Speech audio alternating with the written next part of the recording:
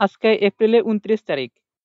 এই এপ্রিলে ২৯ তারিখে দেখেন শসার কালার একদম শীতকালীন শসা যেমন গাঢ় সবুজ থাকে ঠিক তেমনই গাঢ় সবুজ দেখাচ্ছে।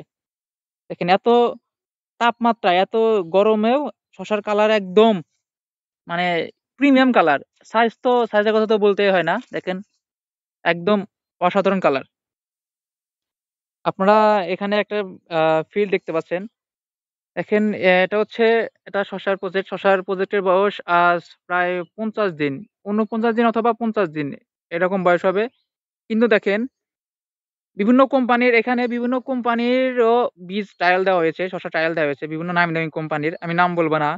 কিন্তু সেই তুলনায় তাদের এই নামি দামি কোম্পানি বীজ পোঁতার কিছু নতুন জাত যা যা আসলে আলোড়ন সৃষ্টি করে।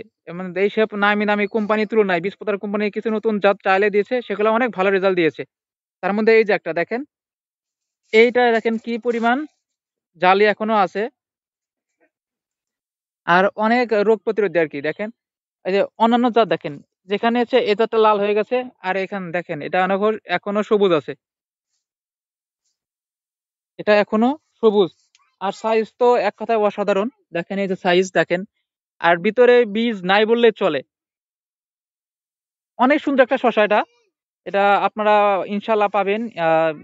বীজ পাতা কোম্পানি এটা মার্কেট করবে ইনশাআল্লাহ। দেখেন সবকিছু ঠিক থাকলে বীজ পাতা এর আগামীতে পাবেন ইনশাআল্লাহ। আমি যদি দেখাই আরো দেখেন